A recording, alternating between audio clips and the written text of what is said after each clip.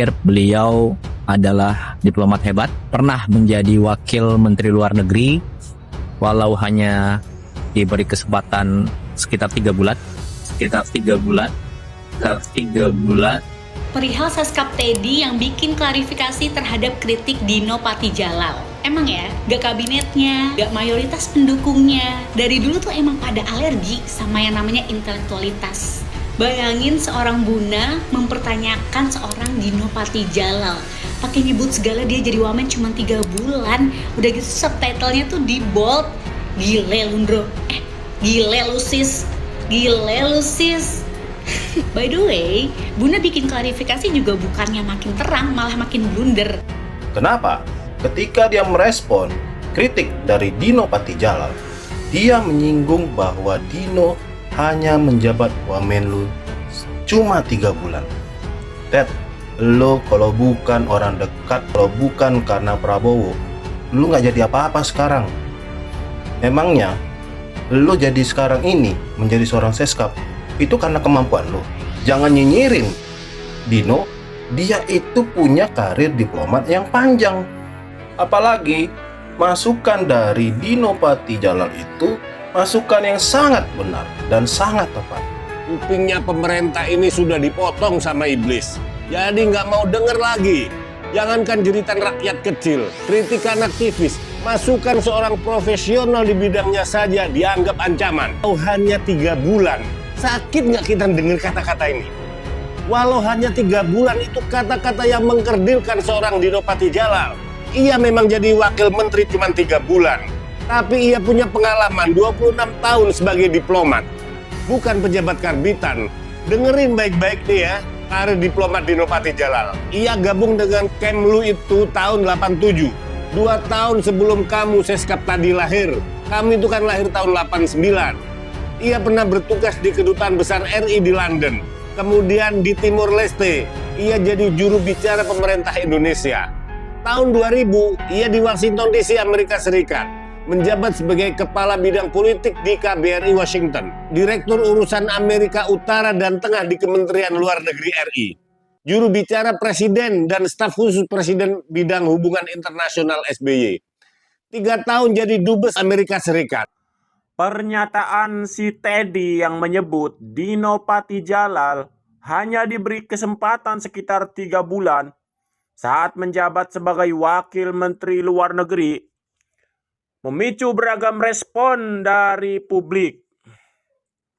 Menanggapi hal tersebut, Anies Baswedan menyampaikan pandangannya melalui media sosial dengan menegaskan bahwa kualitas seorang diplomat tidak dapat diukur dari singkat atau lamanya masa jabatan, melainkan dari rekam jejak, kapasitas, dan kontribusi yang telah diberikan kepada bangsa.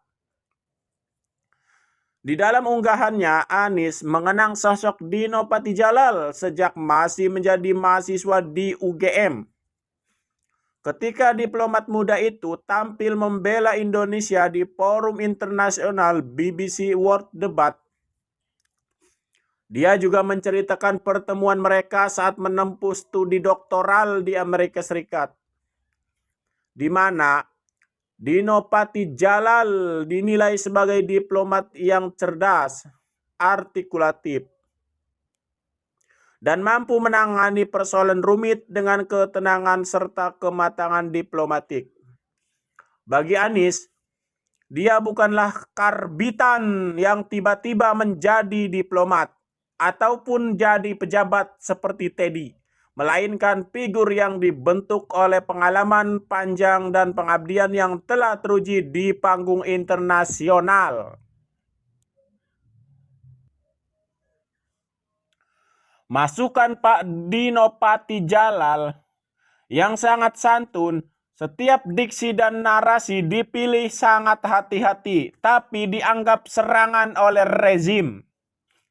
Ini memang rezim super aneh, selalu denial, selalu melakukan penyangkalan terhadap fakta-fakta. Begitu ada informasi apa adanya ke publik, buru-buru langsung ditutupi. Pada akhirnya sumber pengaburan fakta terhadap Prabowo tentu saja Teddy. Bagaimana mungkin masukan Pak Dino seperti beliau katakan menyuarakan keresahan masyarakat di tengah penurunan ekonomi rakyat akibat berbagai kebijakan dan program pemerintah yang tidak tepat. Nilai tukar melemah, IHSG anjlok, ditanggapi oleh si Teddy dengan sangat emosional. Menurut si Teddy, biaya kunjungan ditanggung uang pribadi. Nah, saya katakan itu mustahil dan mustahil. Soal perencanaan kunjungan setahun sebelumnya, Teddy bilang perkembangan dunia sangat cepat dan dinamis. Kalau Prabowo terus mengeluarkan dana pribadi untuk program presiden, duit dari mana? Lu kira kekayaan dia 2 triliun itu liquid? Liquid semua. Paling yang liquid beberapa miliar, sisanya bangunan. Pabrik kertas mangkrak, tanah, jangan melebih-lebih lah. Pak Teddy, sejak Perang Dunia ke-1, Perang Dunia ke-2, Perang Dingin sampai runtuh Uni Soviet, gejolak dunia ia dinamis Pak Ted. Kenapa jadi alasan?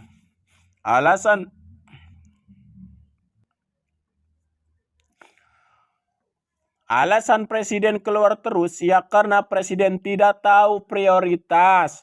Kedua, presiden orang jadul, baby boomer yang merasa tidak sreg dan tidak puas kalau komunikasi antara kepala negara tidak dilakukan tatap muka secara langsung.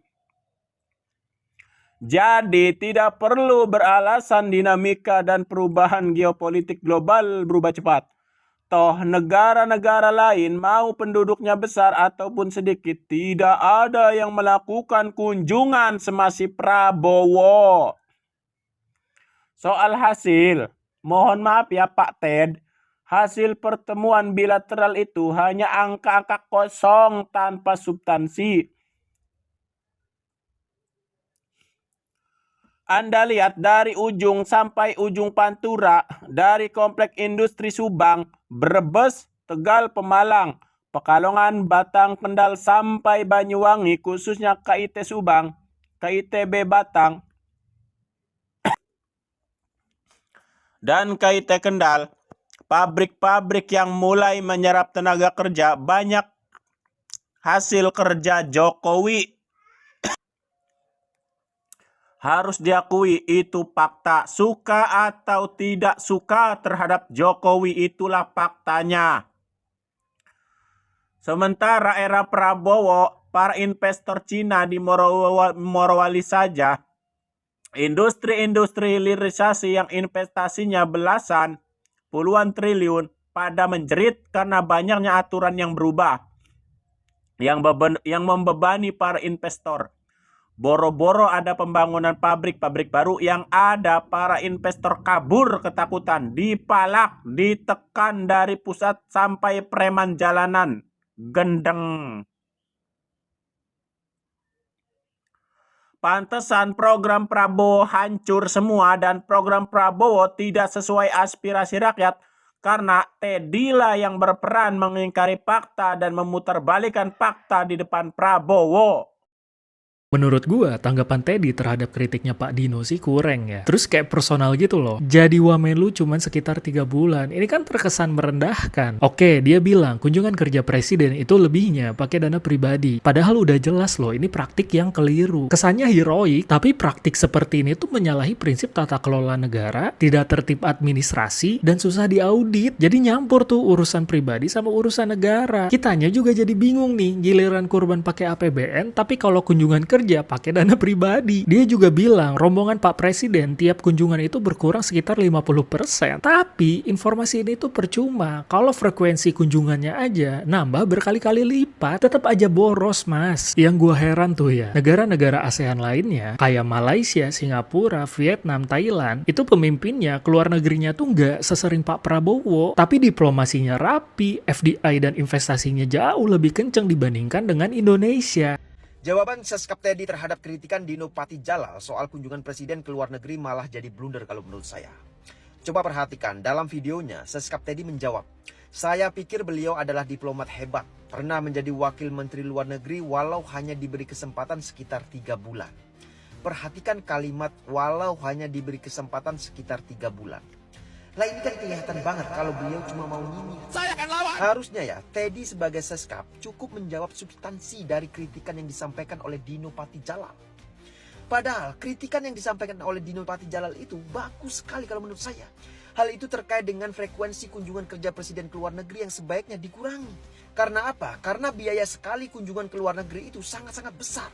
Nilainya bisa puluhan miliar bahkan ratusan miliar. Apalagi melihat kondisi ekonomi negara seperti sekarang ini yang tidak baik-baik saja.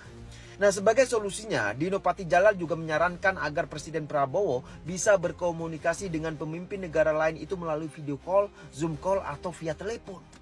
Tapi ya begitulah, kalian tahu sendiri, masyarakat netizen tahu sendiri bagaimana jawaban balasan dari Seskap Teddy terhadap kritikan yang disampaikan oleh Dino Patijalal. Kritikan yang membangun justru dibalas dengan cara yang kurang berkelas dan elegan. Sungguh-sungguh sangat memalukan.